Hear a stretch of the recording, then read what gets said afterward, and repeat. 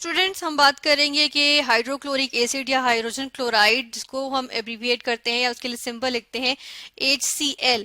इसके लिए फॉर्मूला होता है HCl। तो इसको हम इंडस्ट्रियल लेवल पे कैसे प्रिपेयर करते हैं, ठीक है। सबसे पहले हम यहाँ लिख लेते हैं कि HCl को कहते हैं हम हाइड्रोजन क्लोराइड या हाइड्रोक्लोरिक एसिड कहते हैं, ठीक है, हाइड्रोक्लोरिक एसिड। ठीक है।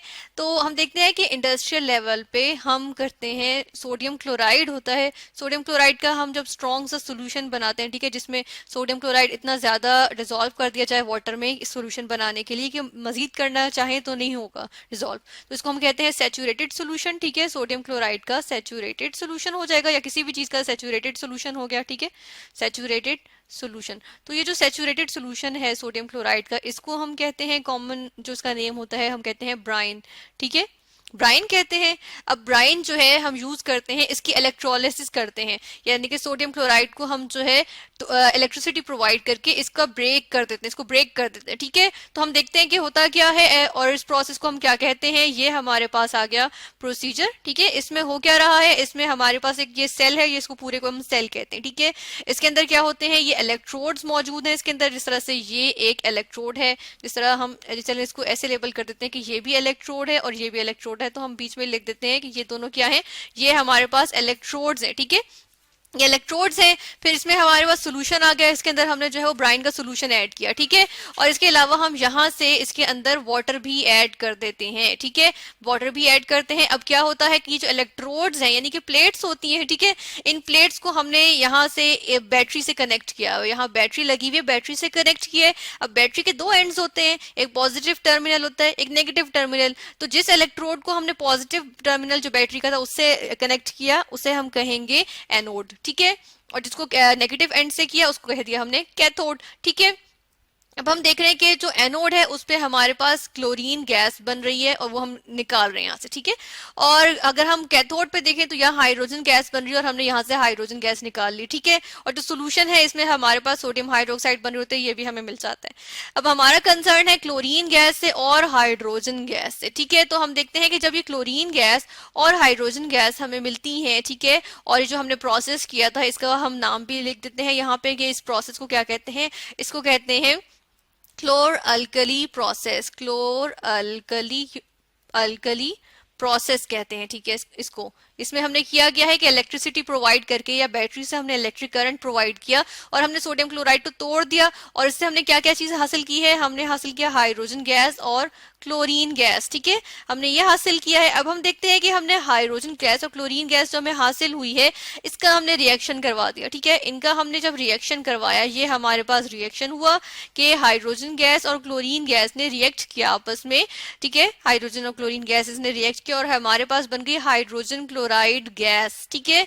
ये हाइड्रोजन क्लोराइड गैस बनती है और इसको अगर हम यहाँ पे बैलेंस भी कर देते हैं, ठीक है, ये बैलेंस भी हो गई इक्वेशन। अब हम देखते हैं यहाँ पे हीट बहुत ज्यादा रिलीज होती है, ठीक है, यानी कि अगर इसको मैं किसी यूनिट्स की फॉर्म में या कोई एक फिगर लिखूं तो हमारे पास 44,120, ठीक है, जूल्स। जूल्स क्या होता है, हीट को, जिस तरह वजन को हमने अगर मेजर करना हो तो हम ग्राम्स यूज करते हैं, ठीक है, और वॉल्यूम अगर किसी लिक्विड का लेना हो तो लीटर्स यूज करते हैं। तो इस तरह अगर हम हीट को या एनर्जी को हम करते हैं तो हम जूल्स लेते हैं और उसके लिए कैपिटल जे लिखते हैं, ठीक है। तो एक मोल में 44,120 जूल्स जो है वो हीट एनर्जी रिलीज होती है, ठीक है। अब इसको हम इस तरह से भी लिख सकते हैं 44.12, ठीक है, इसको मैं ऐसे लिखूंगी तो क्या हो रहा है कि इसको हम जो है वो जो 1000 था ना उसको हमने किलो में कन्वर्ट कर दिया, ठीक है, ये किलो आ गया साथ मेरे पास और ये आ गया जूल्स पर मोल, ठीक है, एक मोल में इतने किलो जूल्स जो है वो एनर्जी रिलीज हो रही है, ठीक है। और हम इसके लिए एंथैल्पी का वर्ड यूज करते हैं और हम जो है रिएक्शन के एंड पे लिख देते हैं डेल एच। डेल एच या डेल्टा एच हमारे पास क्या होता है कि कितनी हीट एनर्जी एब्जॉर्ब हुई है या रिलीज हुई है, ठीक है। तो हमने कहा यहाँ पे बहुत ज्यादा एनर्जी रिलीज हुई है तो यहाँ पे साथ माइनस का साइन आ जाएगा, ठीक है। इस तरह यहाँ पे माइनस का साइन आ गया, ठीक है। तो ये हमारे पास डेल्टा एच जो है वो आ गई है, यानी कि हमारे पास कितनी एनर्जी एब्जॉर्ब या रिलीज हुई है, और माइनस के साइन से पता चल रहा है कि एनर्जी रिलीज हुई है, ठीक है। इसलिए इसको हम जो है वो एक्सोथर्मिक प्रोसेस भी कह देते हैं, कि ये जो है वो एक्सोथर्मिक प्रोसेस है, कि जिसमें हीट एनर्जी, रिएक्शन होने पे हीट एनर्जी क्या होती है, रिलीज होती है, ठीक है। तो ये एक्सोथर्मिक प्रोसेस आ गया। इससे हमने क्या किया, हाइड्रोक्लोरिक एसिड या हमने हाइड्रोजन क्लोराइड गैस बना ली, और हम क्या करेंगे कि इसके अंदर जब वाटर ऐड करके इसको जो है वाटर में डिसॉल्व करके हम इसी क्या बना लेंगे, हाइड्रोक्लोरिक एसिड बना लेंगे, ठीक है। अब हमारे पास ये जो हाइड्रोक्लोरिक एसिड होता है ये और भी डिफरेंट प्रोसेसेस से आता है। जिस तरह कुछ हमारे पास रिएक्शंस ऐसे होते हैं जिसमें ये बाय प्रोडक्ट के तौर पे आ जाता है, यानी कि बाय प्रोडक्ट क्या होती है, बाय प्रोडक्ट हमारे पास होती है जिसमें एक्चुअली हम बना कुछ रहे होते हैं, लेकिन एक प्रोडक्ट जो है वो एक और भी हमारे पास प्रोडक्ट आ जाती है जो हमें रिक्वायर्ड वैसे नहीं भी होती, लेकिन वो आ जाती है, उसमें बन जाती है, प्रोड्यूस हो जाती है, ठीक है। जिस तरह से हम यहाँ देख रहे हैं कि जब मीथेन गैस होती है, जो नेचुरल गैस जो हमारे चूल्हों में, हमारे घरों में जो गैस आती है, ठीक है, वो methane gas, sorry natural gas होती है, उसमें मेजर कंपोनेंट मीथेन गैस का होता है, जिसका फॉर्मूला ये होता है, ठीक है। तो जब मीथेन गैस का क्लोरीन गैस के साथ, क्लोरीन गैस जो हमारे पास होती है इसके साथ रिएक्शन होता है, और इस वक्त जो मददगार होती है इस रिएक्शन के लिए वो सनलाइट होती है। तो सनलाइट के लिए हम जो है वो रिएक्शन में इस तरह से एरो के ऊपर लिख देते हैं, ठीक है, एच और म्यू, ठीक है। इसका मतलब होता है हम यूवी रेज या सनलाइट की बात कर रहे हैं, ठीक है। तो हम देखते हैं कि जब सनलाइट यहाँ पे इनको मिलती है तो हमारे पास क्या चीज बन जाती है, हमारे पास बन जाता है क्लोरोमीथेन, ठीक है, मिथाइल क्लोराइड या क्लोरोमीथेन बन जाता है, और साथ में बनता है हाइड्रोजन क्लोराइड गैस, ठीक है। ये हमारे पास साइड प्रोडक्ट के तौर पे आ गई हाइड्रोजन क्लोराइड गैस यहाँ पे, ठीक है, लेकिन बन तो रही है ना, ठीक है। तो एक खास अमाउंट में ये बन रही है यहाँ पे, तो इसलिए हम कहते हैं कि हमारे पास ये चीज मिल तो गई ना, तो ये साइड प्रोडक्ट थी, लेकिन ये हमारे पास इस तरह से भी हाइड्रोजन क्लोराइड गैस आ जाती है, या हाइड्रोक्लोरिक एसिड हम जो है वो अचीव कर सकते हैं, ठीक है।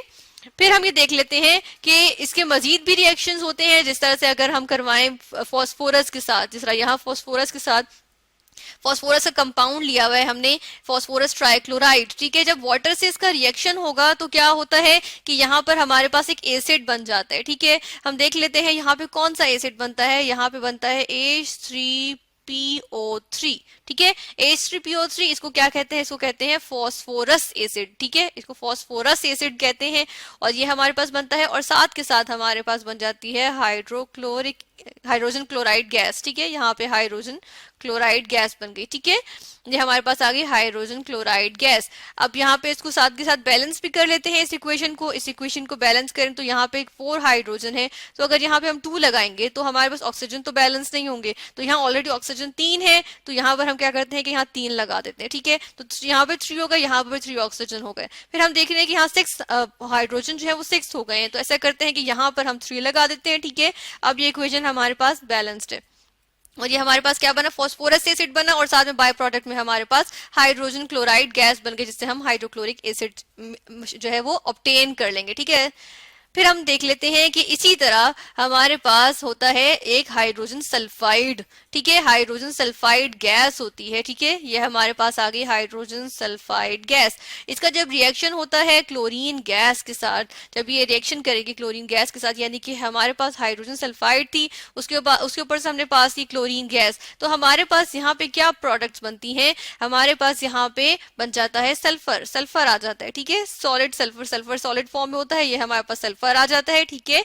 और हमारे पास क्या बनता है, फिर से बाय प्रोडक्ट में हाइड्रोजन क्लोराइड गैस बन जाती है, ठीक है। जिस तरह ये हमारे पास यहाँ पर आ गई हाइड्रोजन क्लोराइड गैस, ठीक है। इस इक्वेशन को भी हम बैलेंस कर लेते हैं। हम देख रहे हैं यहाँ 2 क्लोरीन है और यहाँ पे 2 हाइड्रोजन भी है, तो यहाँ पे जस्ट 2 लगा दें तो हमारे पास ये इक्वेशन बैलेंस हो गई, ठीक है। यहाँ पे भी बाय प्रोडक्ट में क्या मिल गया, हमारे पास आ गई हाइड्रोजन क्लोराइड गैस। और इसी तरह क्लोरीन का जिस तरह यहाँ पे हमने रिएक्शन करवाया H2S हाइड्रोजन सल्फाइड से, इस तरह का बिल्कुल इसी तरह वाटर से अगर रिएक्शन करवा दें हम क्लोरीन का, ये क्लोरीन गैस वाटर था हमारे पास लिक्विड फॉर्म में, क्लोरीन हमारे पास क्या थी, गैसियस फॉर्म में, क्लोरीन हमने वाटर पे से पास की, ठीक है। तो क्या चीज बनती है, हमारे पास बन जाता है, यहाँ पे बनता है हाइड्रोक्लोरिक एसिड, ठीक है, हाइड्रोक्लोरिक एसिड बन गया, और साथ में क्या बनता है, ऑक्सीजन का एटम बन जाता है जो बहुत रिएक्टिव होता है। इसीलिए हम देखते हैं जब हम 2 मोल्स की बात करें, यानी कि यहाँ पे हम 2 लगा दें, ठीक है, फिर यहाँ पर भी 2 लगा दें, और फिर हमें यहाँ पर हम देख रहे हैं कि इसको बैलेंस करने के लिए 4 लगाना पड़ेगा, ठीक है। तो हम देखते हैं कि ये भी टू बनेंगे। जब ये दो बनेंगे एटम्स, तो हम देखते हैं कि दोनों एटम्स जो है वो आपस में कंबाइन करके O2 बना लेते हैं, और ये हमारे पास ऑक्सीजन गैस आ जाती है। और एक प्रोडक्ट हमारे पास यहाँ पे क्या आई, हाइड्रोक्लोरिक एसिड आ गया। ठीक है, तो ये हमने रिएक्शंस देखे कि हाइड्रोक्लोरिक एसिड इंडस्ट्रियल लेवल पे कौन कौन से प्रोसेसेस से या रिएक्शन से बनाई जाती है।